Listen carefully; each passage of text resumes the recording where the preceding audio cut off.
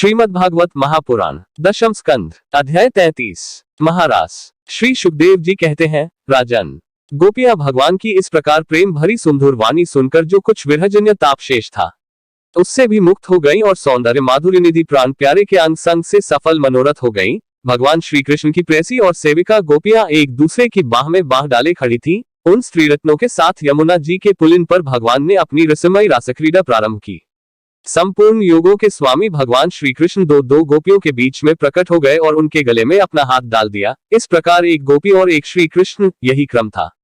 सभी गोपियां ऐसा अनुभव करती थी कि हमारे प्यारे तो हमारे ही पास हैं। इस प्रकार सहस्र सहस्र गोपियों से शोभायमान भगवान श्री कृष्ण का दिव्य रासोत्सव प्रारंभ हुआ। उस समय आकाश में शत शत विमानों की भीड़ लग गई। सभी देवता अपनी अपनी पत्नियों के साथ वहां आ पहुंचे। रासोत्सव के दर्शन की लालसा से, उत्सुकता से उनका मन उनके वश में नहीं था। स्वर्ग की दिव्य दुंदुभियां अपने आप बज उठी। स्वर्गीय पुष्पों की वर्षा होने लगी। गंधर्वगण अपनी अपनी पत्नियों के साथ भगवान के निर्मल यश का गान करने लगे। रासमंडल में सभी गोपियां अपने प्रियतम श्याम सुंदर के साथ नृत्य करने लगी। उनकी कलाइयों के कंगन, पैरों के पायजेब और करधनी के छोटे छोटे घुंघरू एक साथ बज उठे। असंख्य गोपियां थीं, इसलिए यह मधुर ध्वनि भी बड़े ही जोर की हो रही थी। यमुना जी की रमण रेती पर व्रज सुंदरियों के बीच में भगवान श्री कृष्ण की बड़ी अनोखी शोभा हुई। ऐसा जान पड़ता था मानो अगणित पीली पीली दमकती हुई सुवर्ण मणियों के बीच में ज्योतिर्मयी नीलमणि चामल रही हो। नृत्य के समय गोपियां तरह तरह से ठुमुक ठुमुक कर अपने पांव कभी आगे बढ़ाती और कभी पीछे हटा लेती। कभी गति के अनुसार धीरे धीरे पांव रखती तो कभी बड़े वेग से, कभी चाक की तरह घूम जाती। कभी अपने हाथ उठा उठाकर भाव बताती तो कभी विभिन्न प्रकार से उन्हें चमकती। कभी बड़े कलापूर्ण ढंग से मुस्कुराती तो कभी भौहें मटकाती। नाचते नाचते उनकी पतली कमर ऐसी लचक जाती थी मानो टूट गई हो। झुकने, बैठने, उठने और चलने की फुर्ती से उनके स्तन हिल रहे थे तथा वस्त्र उड़े जा रहे थे। कानों के कुंडल हिल हिलकर कपोलों पर आ जाते थे। नाचने के परिश्रम से उनके मुंह पर पसीने की बूंदें झलकने लगी थी। केशों की चोटियां कुछ ढीली पड़ गई थी। नीवी की गांठें खुली जा रही थी। इस प्रकार नटवर नंदलाल की प्रेम प्रेयसी गोपियां उनके साथ गा गाकर नाच रही थीं। परीक्षित, उस समय ऐसा जान पड़ता था मानो बहुत से श्री कृष्ण तो सांवले सांवले मेघ मंडल है और उनके बीच बीच में चमकती हुई गोरी गोपियां बिजली है। उनकी शोभा असीम थी। गोपियों का जीवन भगवान की रति है, प्रेम है। वे श्री कृष्ण से सटकर नाचते नाचते ऊंचे स्वर से मधुर गान कर रही थी। श्री कृष्ण का संस्पर्श पाकर और भी आनंदमग्न हो रही थी। उनके राग रागिनियों से पूर्ण गान से यह सारा जगत अब भी गूंज रहा है। कोई गोपी भगवान के साथ उनके स्वर में स्वर मिलाकर गा रही थी। वह श्री कृष्ण के स्वर की अपेक्षा और भी ऊंचे स्वर से राग लापने लगी। उनके विलक्षण और उत्तम स्वर को सुनकर वे बहुत ही प्रसन्न हुए और वाह वाह करके उनकी प्रशंसा करने लगे। उसी राग को एक दूसरी सखी ने ध्रुपद में गाया, उसका भी भगवान ने बहुत सम्मान किया। एक गोपी नृत्य करते करते थक गई। उसकी कलाइयों से कंगन और चोटियों से बेला के फूल खिसकने लगे। तब उसने अपने बगल में ही खड़े मुरली मनोहर श्याम सुंदर के कंधे को अपनी बाह से कसकर पकड़ लिया। भगवान श्री कृष्ण अपना एक हाथ दूसरी गोपी के कंधे पर रख रखा था।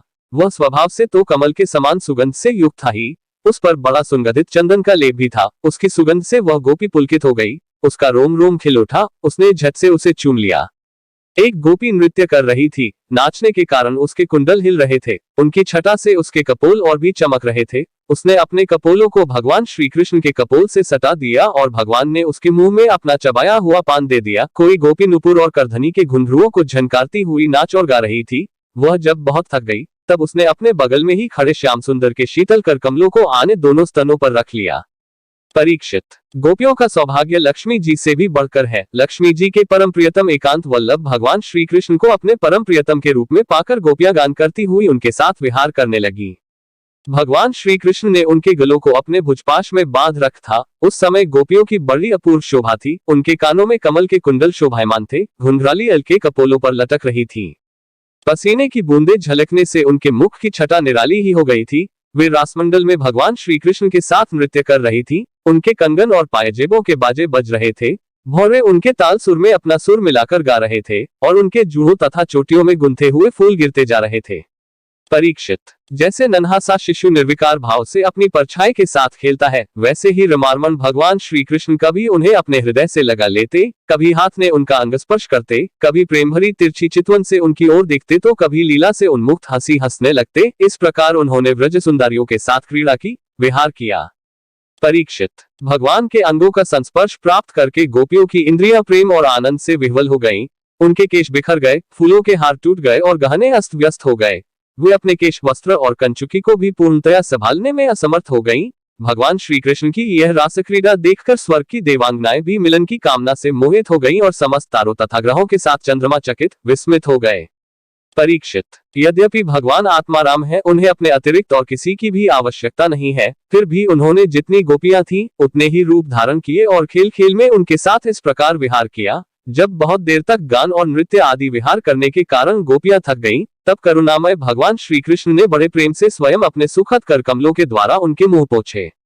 परीक्षित, भगवान के करकमल और नख स्पर्श के गोपियों को बड़ा आनंद हुआ। उन्होंने अपने उन कपोलों के सौंदर्य से, जिन पर सोने के कुंडल झिलमिला रहे थे और घुंघराले अलके लटक रही थी, तथा उस प्रेम भरी चितवन से, जो सुधा से भी मीठी मुस्कान से उज्जवल हो रही थी, भगवान श्री कृष्ण का सम्मान किया और प्रभु की परम पवित्र लीलाओं का गान करने लगी।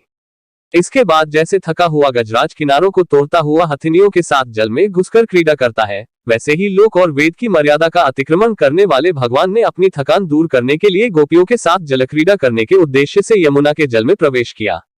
उस समय भगवान की वनमाला गोपियों के अंग की रगड़ से कुछ कुचल सी गई थी और उनके वक्षस्थल की केसर से वह रंग भी गई थी। उसके चारों ओर गुनगुनाते हुए भौरे उनके पीछे पीछे इस प्रकार चल रहे थे, मानो गंधर्वराज उनकी कीर्ति का गान करते हुए पीछे पीछे चल रहे हो। परीक्षित, यमुना जल में गोपियों ने प्रेम भरी चितवन से भगवान की ओर देख देख कर तथा हंस हंस कर उन पर इधर उधर से जल की खूब बौछारें डाली। जल उलीच उलीच कर उन्हें खूब नहलाया।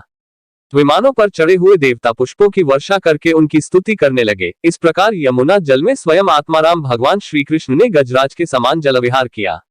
इसके बाद भगवान श्री कृष्ण व्रज युवतियों और भौरों की भीड़ से घिरे हुए यमुना तट के उपवन में गए। वह बड़ा ही रमणीय था। उसके चारों ओर जल और स्थल में बड़ी सुंदर सुगंध वाले फूल खिले हुए थे। उनकी सुवास लेकर मंद मंद वायु चल रही थी। उसमें भगवान इस प्रकार विचरण करने लगे, जैसे मदमद गजराज हथिनियों के झुंड के साथ घूम रहा हो। परीक्षित, शरद की वह रात्रि, जिसके रूप में अनेक रात्रियां पूंजीभूत हो गई थी, बहुत ही सुंदर थी। चारों ओर चंद्रमा की बड़ी सुंदर चांदनी छिटक रही थी। काव्यों में शरद ऋतु की जिन रस सामग्रियों का वर्णन मिलता है, उन सभी से वह युक्त थी। उसमें भगवान श्री कृष्ण ने अपनी प्रेयसी गोपियों के साथ यमुना के पुलिन, यमुना जी और उनके उपवन में विहार किया। यह बात स्मरण रखनी चाहिए कि भगवान सत्य संकल्प है। यह सब उनके चिन्मय संकल्प की ही चिन्मय लीला है और उन्होंने इस लीला में कामभाव को, उसकी चेष्टाओं को तथा उसकी क्रिया को सर्वथा अपने अधीन कर रखा था, उन्हें अपने आप में कैद कर रखा था। राजा परीक्षित ने पूछा, भगवान श्री कृष्ण सारे जगत के एकमात्र स्वामी हैं। उन्होंने अपने अंश बलराम जी के सहित पूर्ण रूप में अवतार ग्रहण किया था। उनके अवतार का उद्देश्य ही यह था कि धर्म की स्थापना हो और अधर्म का नाश। ब्राह्मण वे धर्म मर्यादा के बनाने वाले, उपदेश करने वाले और रक्षक थे। फिर उन्होंने स्वयं धर्म के विपरीत परस्त्रियों का स्पर्श कैसे किया? मैं मानता हूँ कि भगवान श्री कृष्ण पूर्ण काम थे, उन्हें किसी भी वस्तु की कामना नहीं थी, फिर भी उन्होंने किस अभिप्राय से यह निंदनीय कर्म किया? परम ब्रह्मचारी मुनीश्वर, आप कृपा करके मेरा यह संदेह मिलाइए।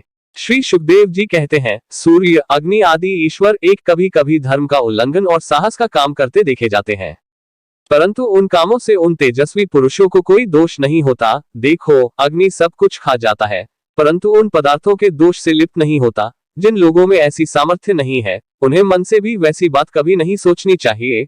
शरीर से करना तो दूर रहा, यदि मूर्खतावश कोई ऐसा काम कर बैठे तो उसका नाश हो जाता है। भगवान शंकर ने हलाहल विष पी लिया था, दूसरा कोई पिए तो वह जलकर भस्म हो जाएगा।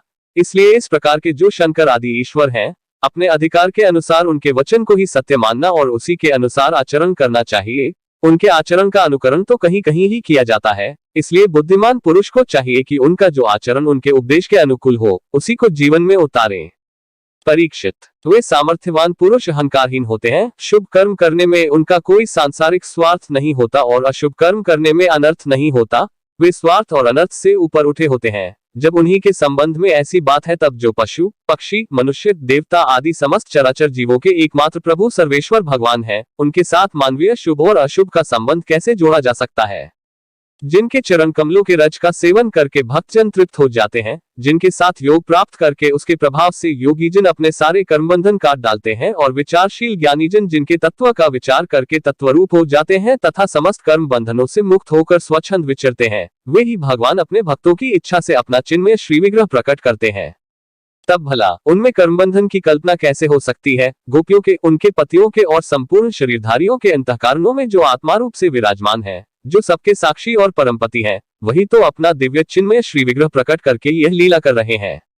भगवान जीवों पर कृपा करने के लिए ही अपने को मनुष्य रूप में प्रकट करते हैं और ऐसी लीलाएं करते हैं जिन्हें सुनकर जीव भगवत प्रायण हो जाया।